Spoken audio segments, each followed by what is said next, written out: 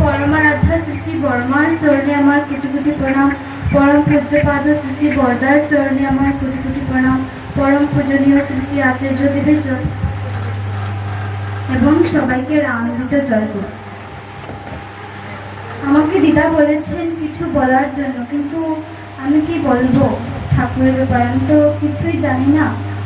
তবুও দিদা যখন বলেছেন আমার তো কিছু বলতে হবে, তাই বলছি। আমার দিদার জীবনের একটি ঘটনা আমি বলছি। তো তখন আমার দিদা ছিলেন মালগ্রামে থাকতেন। তখন সেদিন সৎসঙ্গ ছিল আমাদের ঘরে।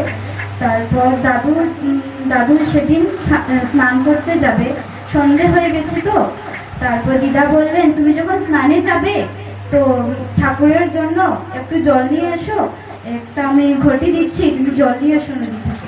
তারপর দাদু তো বললেন, তারপর ঘটি নিয়ে দাদু নদীতে গেলেন। তারপর যাওয়ার পর জল নেওয়ার সময় হাত থেকে ঘটিটা ছুটে নদীতে চলে যায়। পড়ে যাওয়ার পর দাদু যখন ঘরে এলেন, ঘরে এসে দিদাকে বললেন, আমি একটা কাণ্ড ঘটিয়ে ফেলেছি। দিদা বললেন, কি করেছো? দাদু বললেন,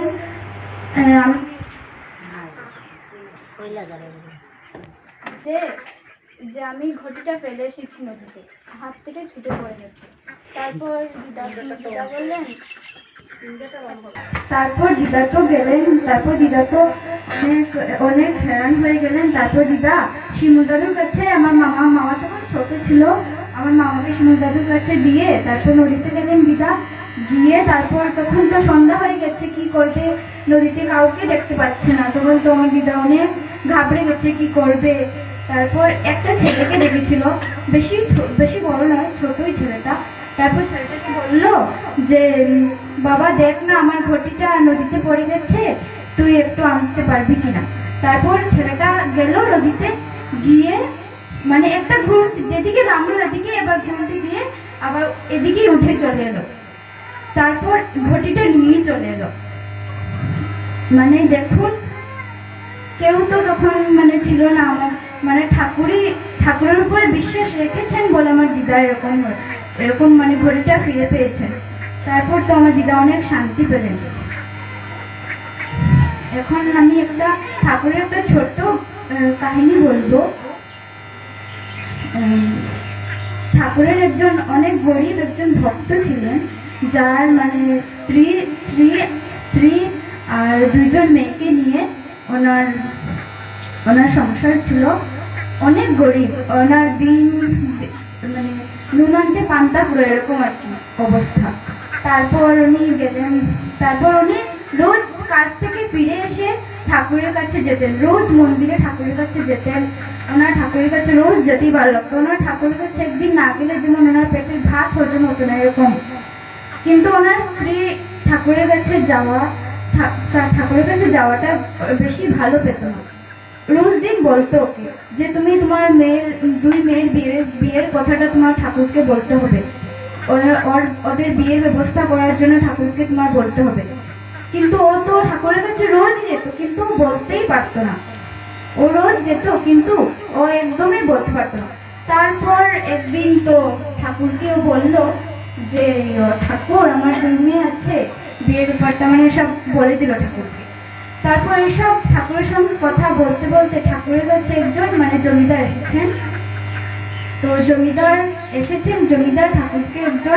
ঠাকুরকে একটা মানে সুন্দর একটা কম্বল উপহার দিয়েছে। তারপর দেওয়ার পর ঠাকুর তো সেই উপহারটা গ্রহণ করলেন। তারপর ঠাকুরের সঙ্গে অনেক কথাবার্তা বললেন। বলার পর তারপর উনি চলে গেলেন। যাওয়ার পর ঠাকুর এই গরিব যে ভক্তটা, তাকে কম্বলটা আবার উপহার দিয়েছেন। তখন ভক্তটা বললো যে, ঠাকুর, জমিদারটা তো তোমাকে এই কম্বলটা দিয়েছে, তুমি আমাকে কেড়ে দিচ্ছ। তারপর ঠাকুর বললো, তুই নিয়ে যা, তোর ঘরে তো কোনো কম্বল নেই, আমি জানি, তুই নিয়ে যা, তুই এটা গায়ে দিয়ে ঘুমোবি। তারপরও সেই কম্বলটা নিয়ে রাস্তা দিকে যখন যাচ্ছে, তখন জমিদারের একটা লোক ওকে দেখতে পেল যে এই কম্বলটা নিয়েও যাচ্ছে। তারপর জমিদার লোকটা ভাবলো যে ও মনে হয় কম্বলটা ঠাকুরের কাছ থেকে চুরি করে নিয়ে যাচ্ছে। তারপর ও কি করবে, ও ভক্তটাকে, সে গরিব যে ভক্তটা, তাকে ধরে নিয়ে জমিদার কাছে নিয়ে গেল। তারপর জমিদার বলল, তুই কেন, আমি ঠাকুরকে এই উপহারটা দিয়েছি, তুই কেন ঠাকুরের কাছ থেকে এটা নিয়ে যাবি? তারপর নিয়েছিস। তারপর জমিদার ঠাকুরের কাছে, ঠাকুর বাড়িতে নিয়ে গেলেন ওকে। ঠাকুর বাড়িতে নিয়ে যাওয়ার পর ঠাকুর বললেন যে, তোকে কে বলেছে যে ওই কম্বলটা চুরি করেছে? আমি ওকে দিয়েছি এটা। তারপর তো জমিদার কি করবে, ওর তো অনেক লজ্জা পেয়েছে ঠাকুরের কাছে। তারপর ঠাকুরকেও বলল, ঠাকুর আমি এই অপরাধটা করেছি, আমার এটার একটা প্রায়শ্চিত্ত করার একটা সুযোগ দাও আমাকে।